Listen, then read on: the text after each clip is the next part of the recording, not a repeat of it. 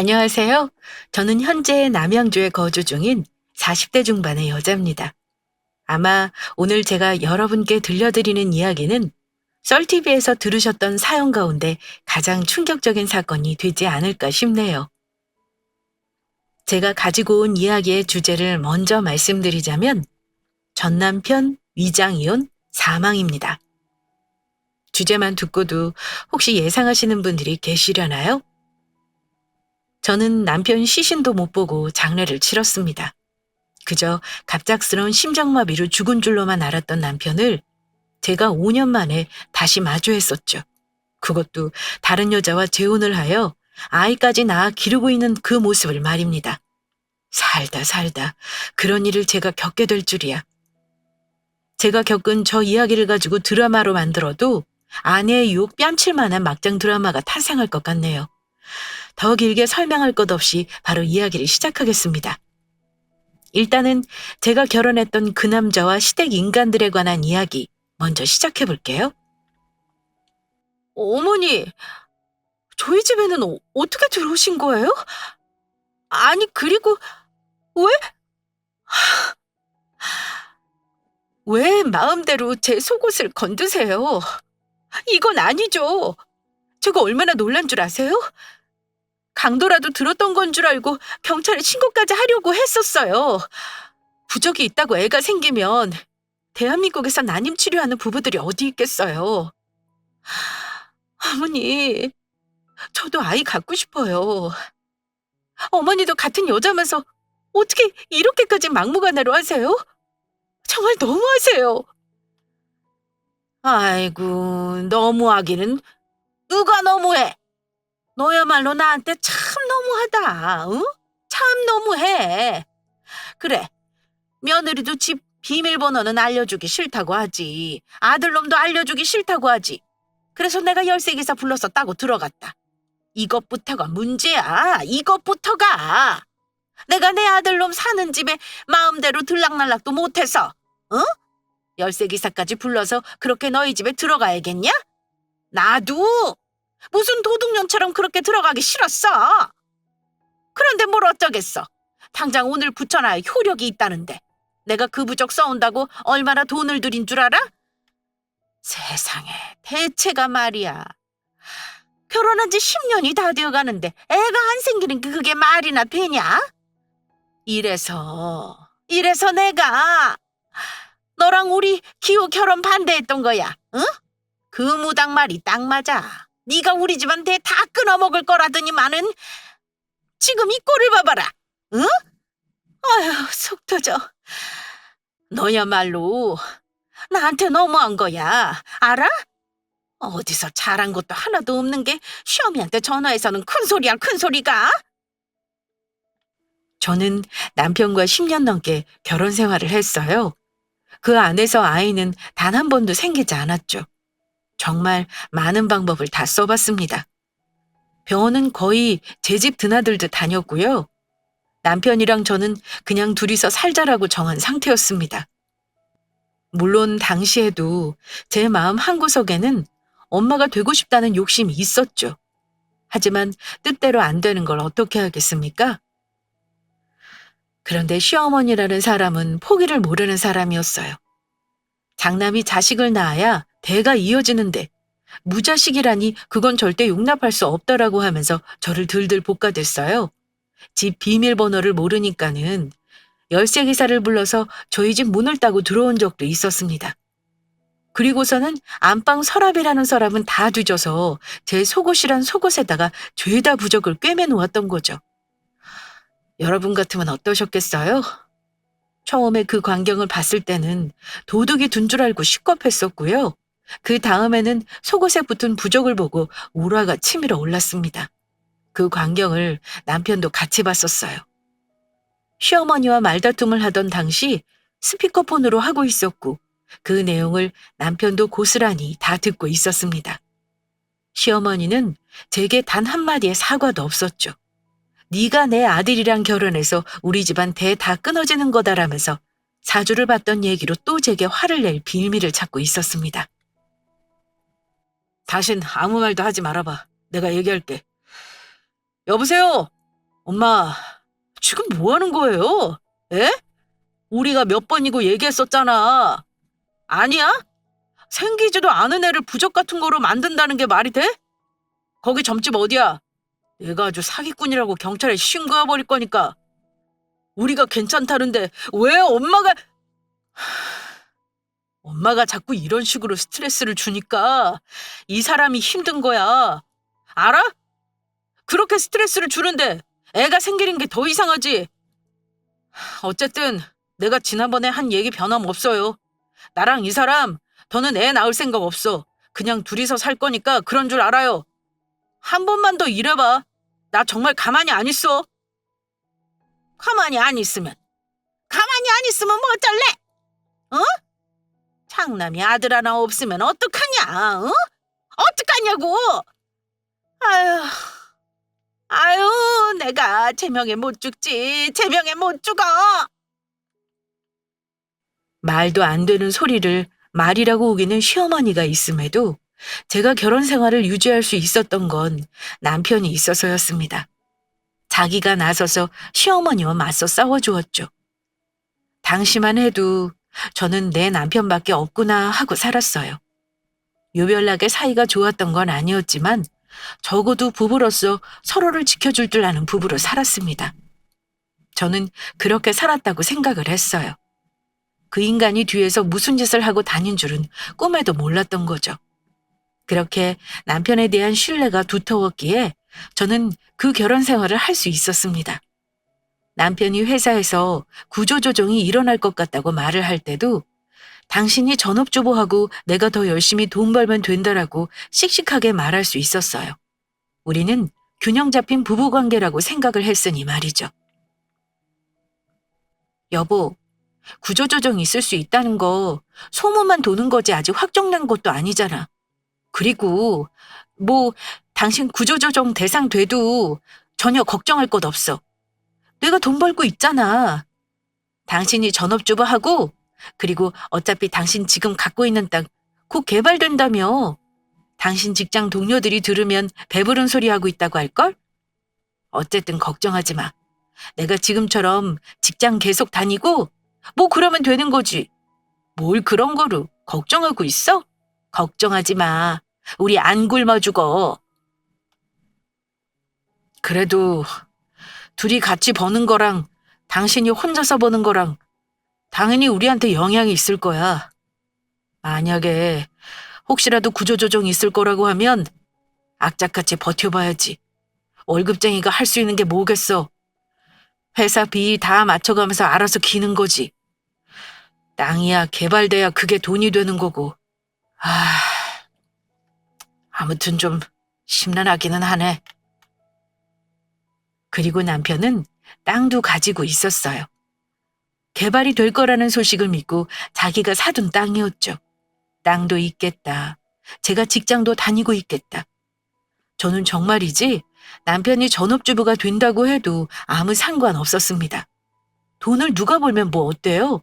같이 잘 살면 되는 거죠. 그런데 여기서도 시어머니라는 사람은 제 탓을 해댔어요. 구조조정 얘기 때문에 심란해하던 중 시댁 식구들과 식사를 하는 자리가 있었습니다. 시동생과 남편이 대화를 하던 중 흘러가듯 이야기를 했는데 그거를 시어머니가 그새 들은 거였죠. 세상이 무너지는 사람처럼 펑펑 울다가 시어머니는 제게 화를 내기 시작했어요. 아유, 왜긴요. 자기 아들이 잘릴지도 모르는 거 그것도 제 탓이라고 말입니다. 아유, 그래서 내가 너희 결혼하겠다고 했을 때 그때 내가 뭐라 그랬어? 내가 이 결혼하면은 기호 넣어? 네 인생 안 풀릴 거라고 엄마가 말했어, 안 했어? 사주상으로 네 와이프가 네 길을 쪽쪽 빨아가고 네 앞길 망칠 거라고, 응? 그 무당 이용하다고 아주 전국적으로 소문이 났던 양반이야. 내가 니들 날 잡겠다고 할 때 진짜 가서 궁합봤던 거 아냐? 응? 그런데도 다 미신이라고? 믿을 거 못 된다고 이 어미 말을 싹 잘라먹더니만은 아유, 속 터져. 아유, 얘 둘째야. 소주 한 병만 더 꺼내와라. 응? 아유, 내가 이 꼴을 보고 살 바에는 술이나 퍼마시다 일찍 세상 뜨는 게 낫지. 아휴, 여자 하나 잘못 들여가지고 아주 내 아들 인생 다 말아먹게 생겼네. 다 말아먹게 생겼어. 굿이라도 하든가 해야지. 아유, 속 터져. 아유. 뭐, 늘 저런 식이었어요. 시동생 부부는 궁합이 아주 찰떡이라 시모가 바로 허락했는데 그 두 사람보다 저희 부부가 더 잘 먹고 사이좋게 잘 살았는데도 시어머니라는 사람은 저런 말 같지도 않은 트집을 잡으면서 저를 구박했습니다. 그나마 남편 역시 자기 엄마와 그렇게 가깝게 지내고 싶지 않아 해서 1년에 두세 번? 보면 많이 보던 거라 잠깐만 꾹 참으면 됐었어요. 저 당시에도 그냥 빨리 이 시간이 지나갔으면 좋겠다 하고 있었죠. 그렇게 구조조정 이슈로 심란한 시기를 보내던 중 뜻밖의 일을 듣게 되었습니다. 월급쟁이가 뭘 어떻게 하겠어. 안 잘리려면 회사에서 하라는 대로 해야지. 길게도 아니고 2년만 나갔다 들어오면 돼. 뭐 잘 됐지 뭐. 안 그래? 이참에 여행도 하고 하는 거지. 2년이면 돼. 2년만 나가서 지사 관리하고 들어오면 구조조정 얘기도 어느 정도 정리되어 있을 것이고 나도 내 자리 지킬 수 있을 테니까. 당신이 이거는 이해 좀 해줘. 남편은 해외로 발령이 났다고 했어요. 해고당하지 않기 위해서는 회사에서 하라는 대로 하는 게 좋을 것 같다면서 해외 발령을 이행하기로 했다고 했죠. 뭐 어떻게 하겠어요? 그러라고 했습니다.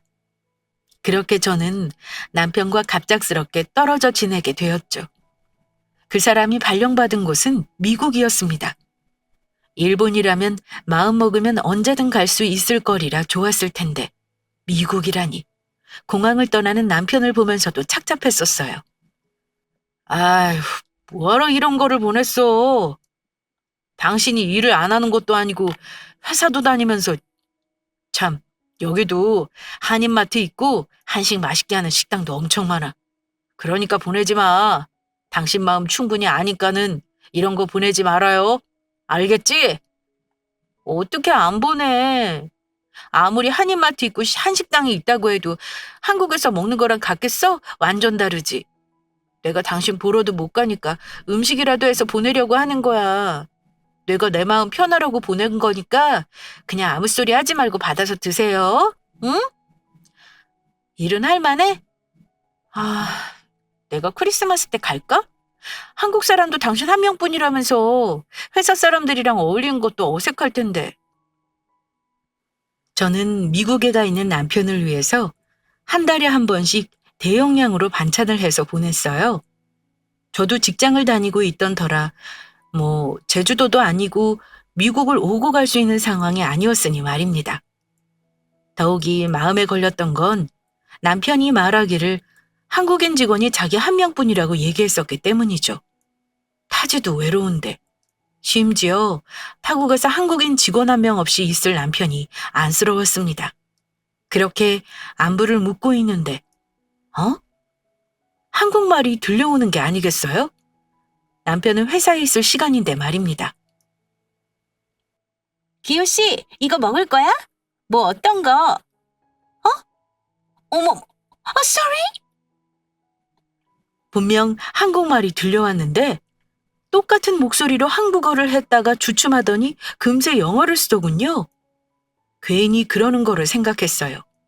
별것도 아닌 건데 내가 괜히 과하게 생각하는 거라고 말입니다.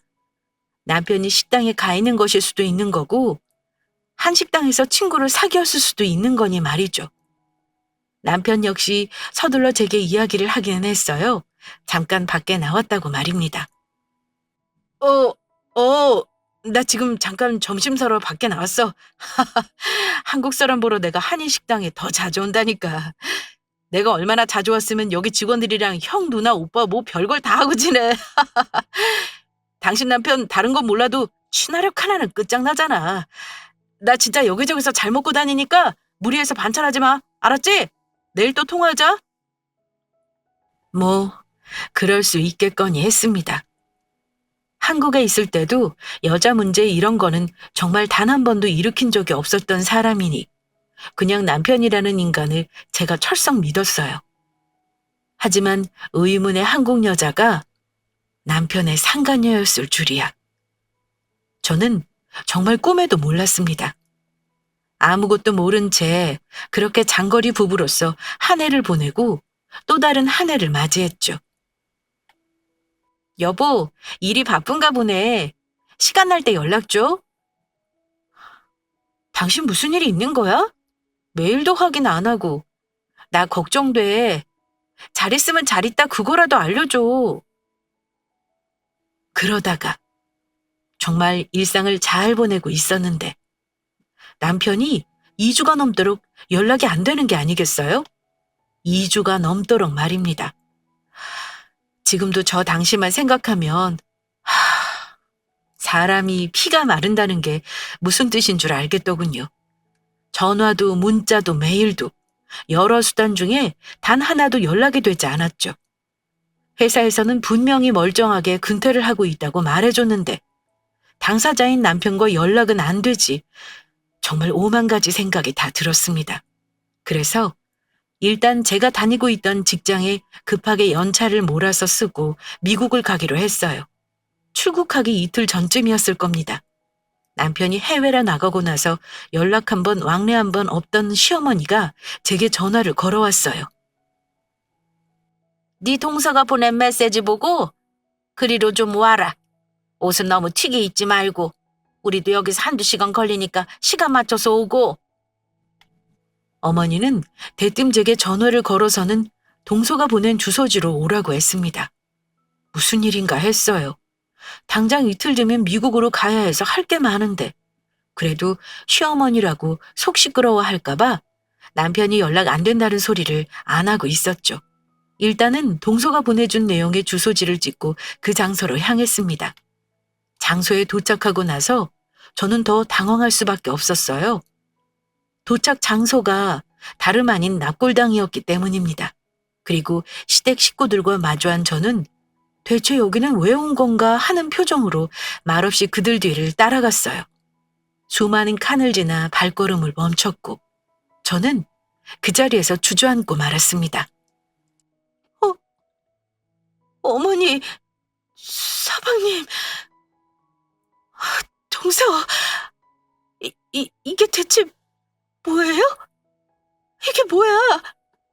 이 사람 이름이 왜 여기 있어요? 예? 우리 남편 이름이 왜 여기 있냐니까요? 서방님! 어머니, 이게 뭐예요? 왜 우리 기호 씨 이름이 여기 적혀 있냐니까요? 왜? 왜 우리 남편 사진이 여기 붙어 있어요? 왜?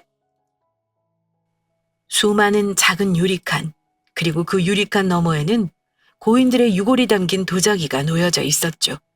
그리고 그중 어느 한 곳에는 제 남편 이름이 적혀 있었습니다. 내 남편이 아니라고 그냥 이름이 같은 사람이다라고 우기고 싶어도 환하게 웃는 남편의 모습이 담긴 사진까지는 외면할 수가 없었어요. 처음에는 이게 무슨 일인가 어안이 벙벙했고 그 다음에는 누가 나를 몰래카메라 하고 있는 건가 싶었고 그 다음에는 세상이 무너지는 것 같았습니다. 엉엉 울며 미친 사람처럼 발작을 일으키는 저와는 달리 시어머니는 냉담했어요.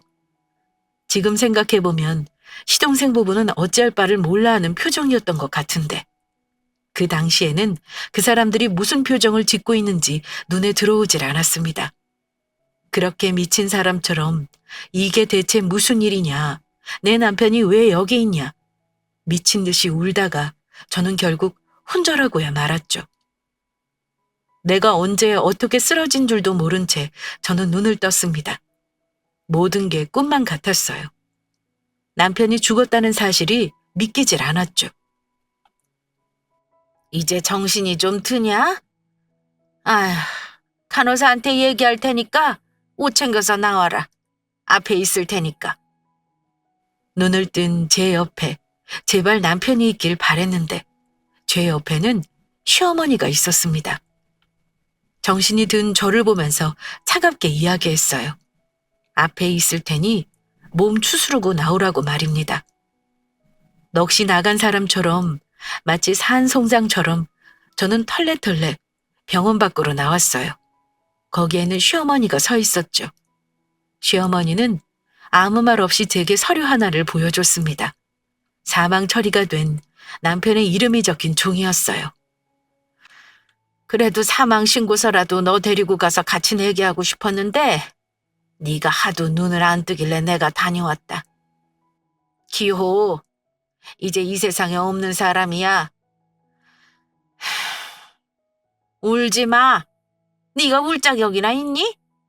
내가 말했었지? 네가 우리 기호 명줄 잡아먹는 거라고. 네가 네 남편 잡아먹고 나서 뭘 울어 울기를. 지금 땅치고 울고 싶은 건 나다. 그때 내가 말렸어야 했는데. 그때 내가 말렸으면 우리 기호 명줄이 길었을 텐데. 죄송합니다. 죄송해요. 죄송합니다. 죄송해요. 죄송해요. 제가 왜 죄송하다고 했던 건지.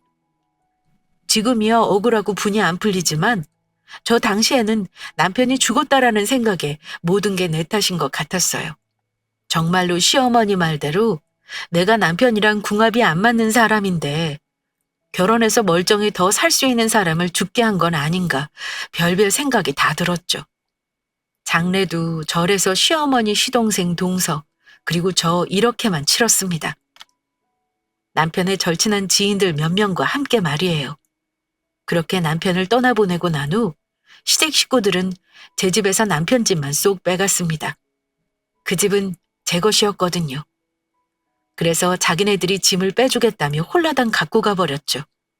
그리고 마지막으로 제 집을 나서면서 시어머니는 앞으로 보는 일 없게 하자고 마지막 말을 남기고 문을 닫아버렸어요.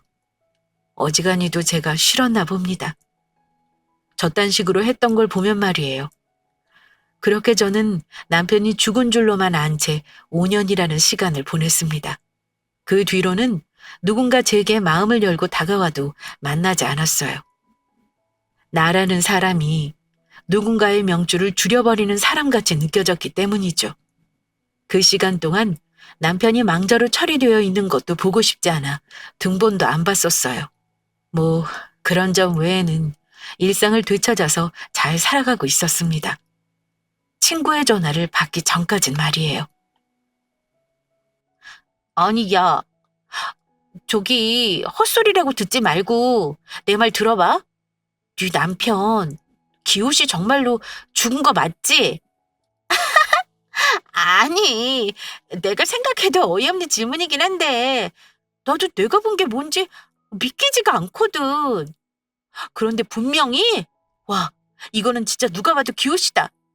정말로. 야, 네가 우리 가게 와서 이모들한테 한번 물어봐봐. 정말로 기호 씨가 서기호 우리 가게에 어떤 여자랑 밥 먹으러 왔다니까는? 저의 20년 지기 친구가 제게 연락을 해서는 죽은 제 남편을 봤다고 하는 게 아니겠어요? 몇 번을 다시 봐도 제 남편이었다면서 말입니다. 다른 여자랑 자기 식당에 왔다고 말이죠. 저 이야기를 들었을 때 이미 나는 남편의 납골당도 다녀왔었고 사망 신고서도 보았고 심지어 장례까지 치른 상황에서 말도 안 되는 소리 하지 말아라 하고 넘길 수 있는 상황이잖아요. 하지만 왜인지 그 말을 무시할 수가 없었습니다. 저는 다음날 바로 친구 가게로 향해서 CCTV를 확인해 보았어요. 친구가 제 남편이라고 한 그 사람과 여자는 고맙게도 CCTV 4대가 여러 각도로 찍을 수 있도록 딱 가운데에 앉아주었더군요. 몇 번이나 돌려봤습니다. 몇 시간 동안 보았어요. 이리 보고 저리 봐도 제 남편이 맞았습니다. 때려 죽인다고 해도 내 남편이 맞았어요. 찾아가야 한다.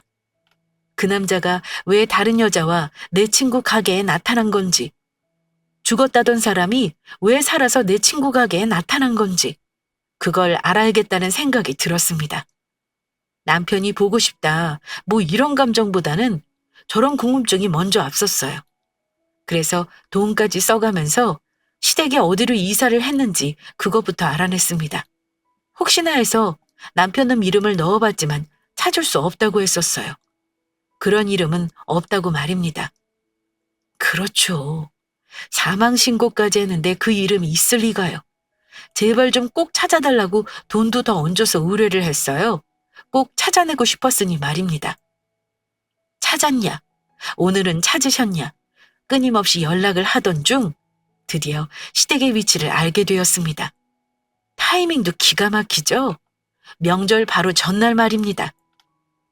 자기네들이 그쪽을 조사하면서 알아낸 바로는 명절에 식구들끼리 그 집에 있을 거라는 정보도 알아냈다고 알려줬어요.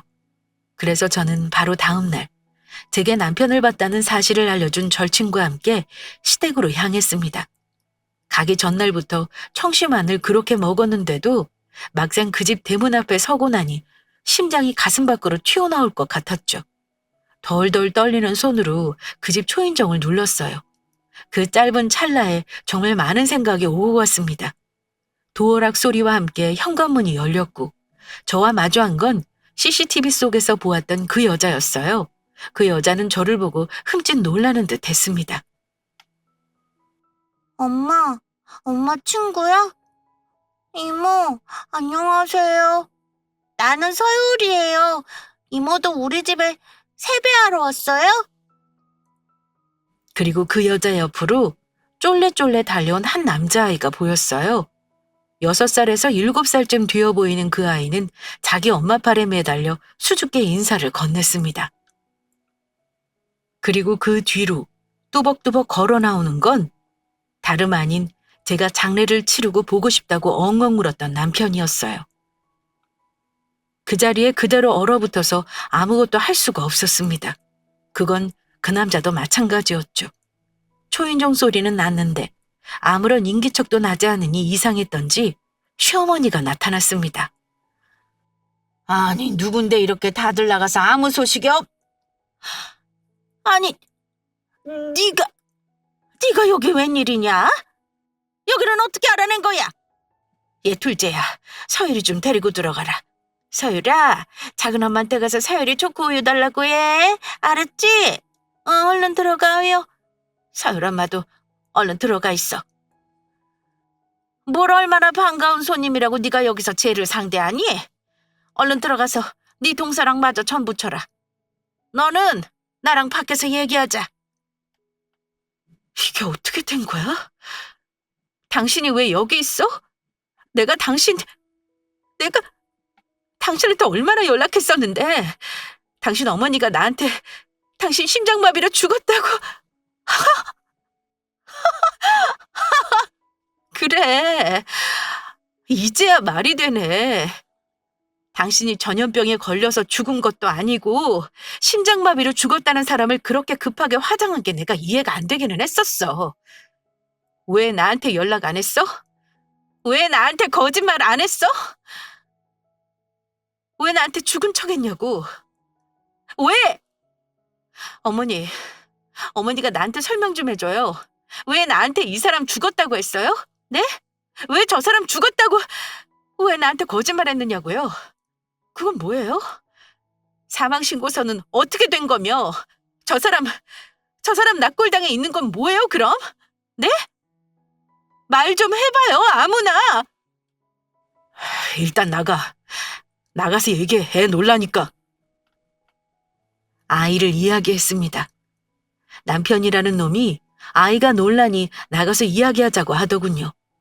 그 인간 뒤로 다시 문이 열리더니 처음에 현관문을 열고 저와 대면했던 그 여자가 고개를 내밀었습니다. 여보, 유리 안에 있으니까 나가서 얘기해. 괜히 애한테 큰 소리 들리면 안 좋아. 여보? 허, 기호씨, 어떻게 사람이 그래요? 다른 여자랑 살림 차리고 살려고 그렇게까지 하고 싶었어요? 해도 너무하네 정말. 그럼 그냥 이혼하자고 하던가. 가족 여럿이서 지금 사람 하나 등신 만드는 거야? 뭐야? 야, 선아야. 가자고. 이딴 것들이랑 상종하지 말고 가자니까.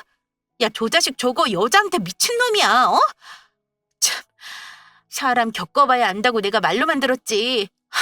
추하다, 추해. 누구 보고 추하대? 누구 보고 미친놈이라는 거야? 아이고, 10년이 넘도록 자식 하나 못 낳는 거를 우리 집에서 며느리라고 데리고 살아준 걸 감사하게 생각해야지. 내가 그러라고 했다. 응? 내가 그러라고 했어. 미국에 갔다가 마음 맞는 여자가 만났는데 그 여자가 애 가졌다고 하길래 내가 너랑 끝내라고 했다. 어차피 대도 못 잇는 거를 뭐하러 와이프라고 네가 옆에 끼고 사냐고 내가 끝내라고 했어. 그 여자구나. 나랑 통화했을 때 당신한테 말 걸었던 여자. 그럼 차라리 나한테 솔직히 말을 하고 이혼을 했으면 되는 거 아니에요? 사람이 죽었다고까지 하면서 그렇게 하고 싶었어요. 당신은 그렇게 하고 싶었어? 진짜 해도 너무들 한다. 당신 어머니나 당신 집안 식구들이 나한테 한 거, 그건 나도 아무 상관없어. 애초부터 가족이라고 생각 안 한 사람들이니까. 그런데 당신은 나한테 이러면 안 되지. 당신 솔직히 얘기하지. 솔직히 얘기를 했어야지. 나 다른 사람이 생겼다. 너랑 같이 살고 싶지 않다. 이혼하자. 당신 진짜 추한 사람이었구나. 내가 그거를 몰랐네. 10년이 넘도록 당신이랑 살면서 내가 당신을 몰랐어. 사람이 어떻게 그래? 너무 충격적이었습니다. 내가 보고 들은 이 상황이 다 사실인 것인지, 내가 지금 꿈을 꾸는 건 아닌지, 아니면 누군가 나한테 몰래카메라를 하고 있는 건 아닐까 너무 끔찍했어요. 그런데 더 끔찍한 건 시어머니였던 그 정신 나간 여자가 뒤이어서 하는 말이었습니다. 저한테 왜 그 자식이 죽었다고 했는지 그 이유를 정신 나간 여자가 말해줬죠. 그렇게 해야 너한테 우리 아들 재산 땡전 한 푼도 안 주지. 평생을 시집와서 자식 하나 못 낳은 것한테 뭐 예쁘다고 위자료를 주고 재산까지 나눠줘? 아이고, 내가 그 꼴은 못 보지. 우리 귀한 장손 곱디곱게 키우려면 들어갈 돈이 태산일 텐데 그 돈을 너 같은 것한테 주라고? 절대 안 되지. 겨우 그것 때문에 그런 거야? 대답해봐. 겨우 그깟 돈 때문에? 야, 나 너한테 돈 같은 거 받을 생각 없이 나는 그냥 당신이 살아있는 게 맞는 것인지 그거 보러 온 거였거든? 그런데 안 되겠다. 내가 억울하고 역 같아서라도 내가 니들 가만두면 안 되겠다. 어? 내가 니들을 가만두면 내가 못 살 것 같다. 어? 그래. 어디 한번 네가 한 짓이 어떤 짓인지 한번 그대로 당해봐. 이 싸가지 없는 것이 어디서 너너거리고 있어? 뭐? 역 같아서? 어디다 대고 반말이야? 당신 나랑 무슨 사이인데? 당신 나랑 무슨 사이냐고. 당신 아들 죽었고 나는 시어머니도 없어. 그런데 뭔데 당신이 나한테 육지거리야? 노막 났으면 입 꾹 다물고 찌그러져 있어. 당신이 그딴 식으로 살아왔는데 당신 손자며 당신 자식이 잘 먹고 잘 살 것 같아? 절대 아니지. 한번 두고 보자고. 내가 어떻게 하는지.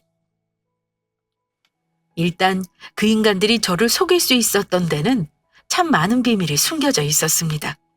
납골당은 그냥 말 그대로 거짓말이었어요. 시동생이었던 놈이 그쪽 관리자와 아는 사이였고 빈자리에 일시적으로 자기 형 사진이며 도자기를 가져다 두고서는 저를 속인 거였죠. 몇 년간을 말입니다. 그리고 사망 신고서. 그것도 위조였습니다. 아주 집안 식구들 전체가 사기꾼이더군요. 사망 신고서를 위조하는 데 도움을 준 건 동서였던 여자의 사촌이었습니다. 포토샵을 잘하는 그 좋은 재능을 남 속이는 데 쓴 거죠. 그거를 시어머니라는 사람이 자랑이랍시고 떠들어 댔습니다. 그리고 남편놈 장례식에 왔던 그 친구놈들 다 한패였어요. 남자들 의리는 그런 건가 보죠? 친구가 다른 여자랑 살림 차릴 수 있도록 거짓 장례식 조문하는 그런 쓰레기만도 못한 의리 말입니다. 의리는 그딴 게 아니죠. 적어도 의리라는 건 제 절친이 그날 저와 함께 그 인간들이 있는 소굴에 가주었던 것, 그리고 처음부터 끝까지 그 모든 상황을 다 촬영해서 증거로 남긴 것. 그게 의리 아닐까 싶네요.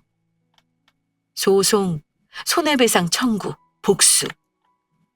저는 위에 3가지를 진행하기로 했습니다. 절친의 자발적인 도움으로 말이에요. 소송이랑 손해배상 청구야. 좋은 변호사를 만났기에 전적으로 변호사한테 맡겨두었죠. 저와 제 친구가 혈안을 하고서 덤벼들었던 건 복수였습니다. 복수를 준비하면서 딱 한 가지만 생각했어요.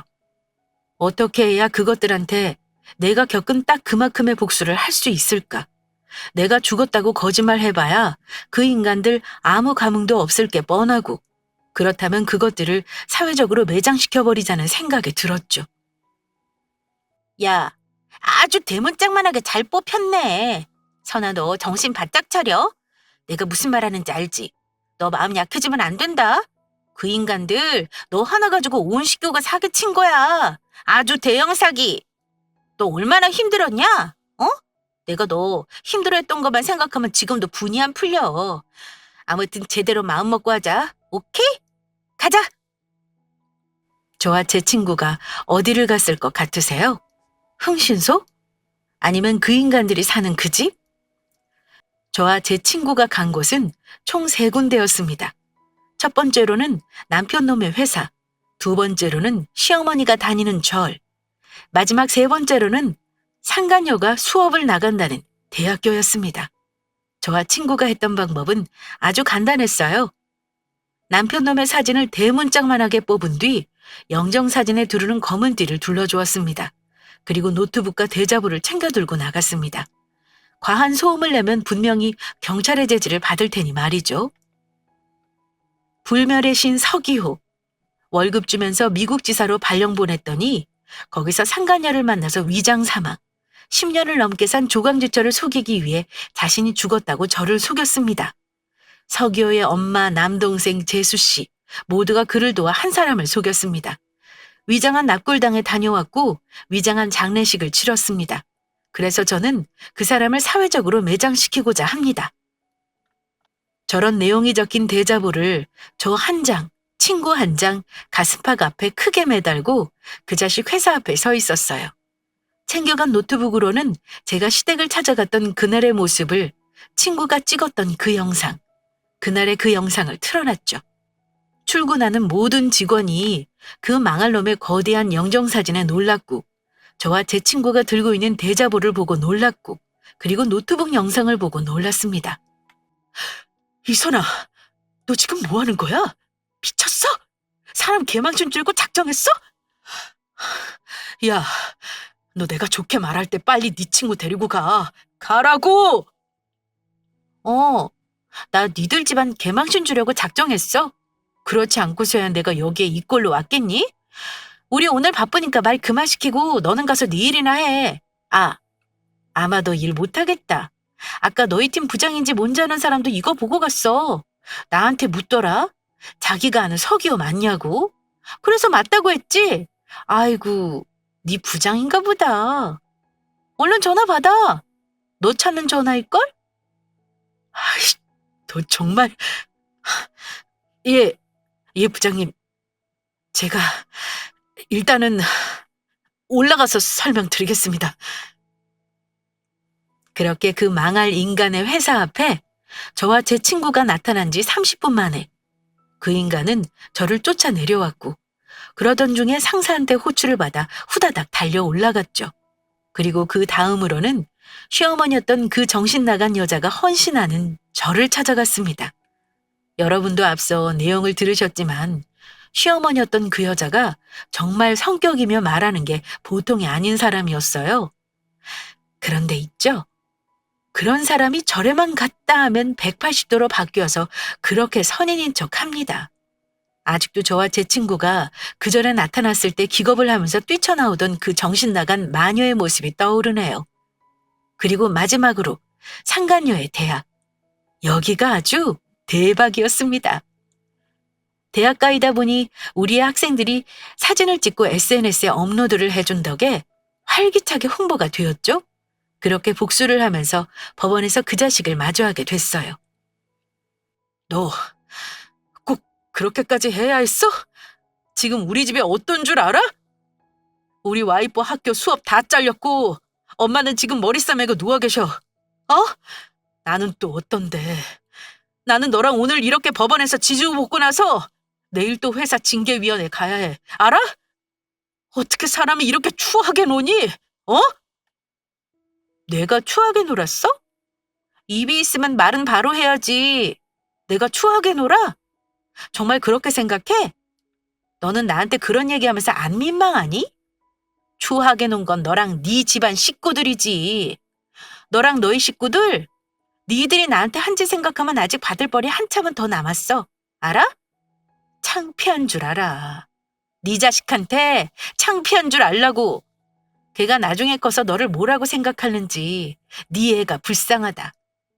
애가 무슨 죄야? 부모를 선택해서 너 같은 걸 만난 것도 아닐 텐데. 다른 건 몰라도 네 애한테는 죄인처럼 살아. 평생 사죄하면서.